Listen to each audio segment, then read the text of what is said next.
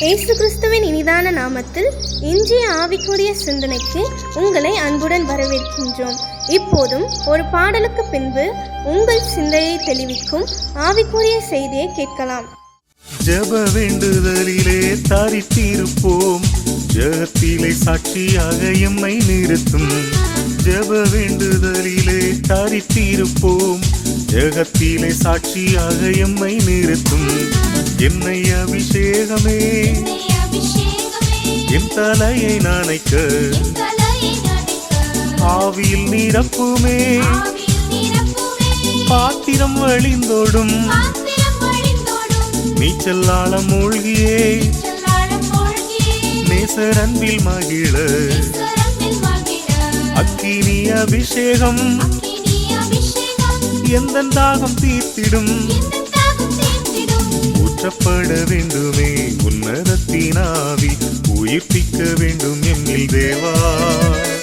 முன்மாரியாக அன்று பொழிந்திட்ட ஆவியை பின்மாரியாக இன்று பொழிந்திடுமே.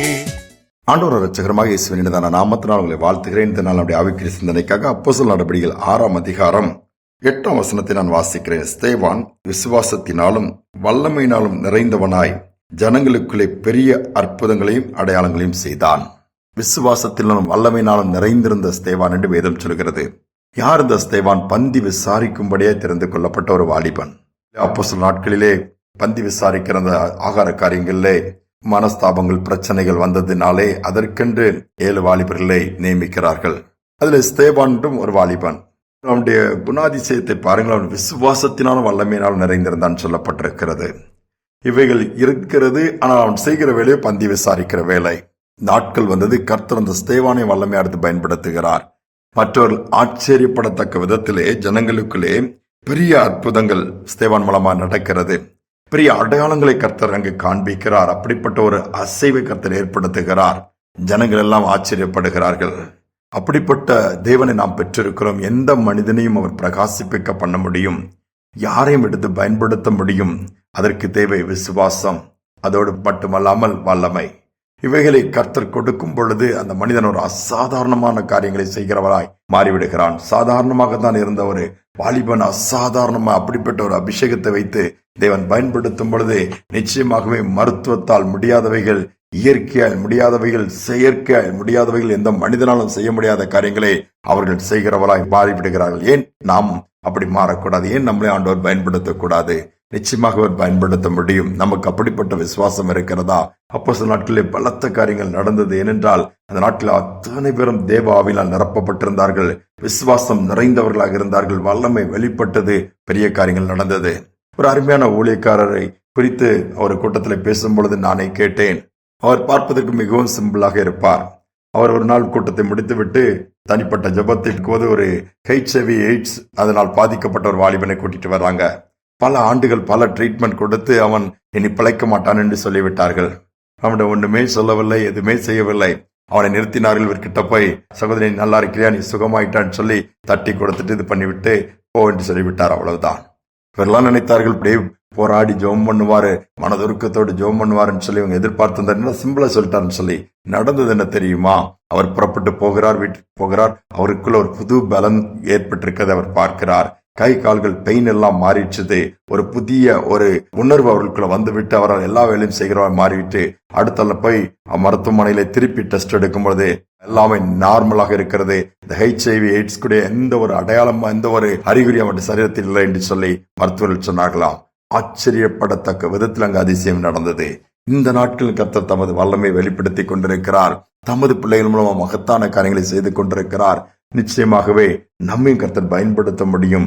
அப்படிப்பட்ட ஒரு காலகட்டத்துக்குள் நாம் வந்திருக்கிறோம். விசுவாசத்திலே குறைவுள்ளவர்களா இருந்தது போதும். வல்லமில்லாத வாழ்க்கை நமக்கு வேண்டாம். இன்னும் ஆண்டோட்ட வல்லமை கேட்போம், ஆவி நிறைவை கேட்போம். முடியாதவைகளை முடிய செய்யும்படிய கர்த்தர் நம்மை கொண்டே பயன்படுத்துவார். ஜெபிப்போம். எங்கள் அன்பின் தகப்பனே, சகலத்தையும் செய்ய வல்லவரப்பா.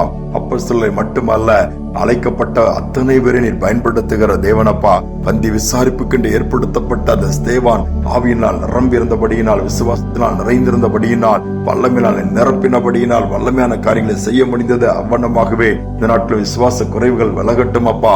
ஆவி நிறைவு பெருகட்டும் என்னுமாய் விசுவாசத்தோடு வல்லமை நிறைந்தவர்களாய் வல்லமையான காரியங்களை ஜனங்களுக்குள்ளே செய்கிறவர்களாய் இதை கேட்கிற ஒவ்வொருவரையும் மாற்றுவீராக. பலவீனங்கள் மாறட்டும், அற்புதங்கள் நடக்கட்டும். ஒவ்வொரு மூலமாக நீர் செய்கிற மகத்தான காரியங்கள் நிமித்தம் ராஜ்யம் விரிவடையட்டும், நாம் உயர்த்தப்படட்டும். தாழ்த்தி ஒப்புக் கொடுக்கிறோம். துதிகனமே ஏற்றுக்கொள்ளும் இயேசுவின் நாமத்தில் பிதாவே, ஆமேன், ஆமேன். எந்த ஒரு மனிதனையும் எந்த சூழ்நிலையிலும் கர்த்தர் பயன்படுத்த முடியும்.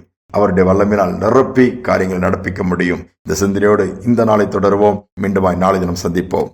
ஆவியின் கொடைகள் வேண்டுமே, அயல் மொழியில் துதிக்க வேண்டுமே. ஆவியின் கொடைகள் வேண்டுமே, அயல் மொழியில் துதிக்க வேண்டுமே. ஆற்றலோடு பேசவும் அன்பு கொண்டு வாழவும், ஆற்றலோடு பேசவும் அன்பு கொண்டு வாழவும் ஆவி ஊற்றும் அன்பு தெய்வமே, ஆவி ஊற்றும் அன்பு தெய்வமே. உன்னதத்தின் ஆவியை உந்தன் பக்தர் உள்ளத்தில் ஊற்ற வேண்டும் இந்த நாளிலே.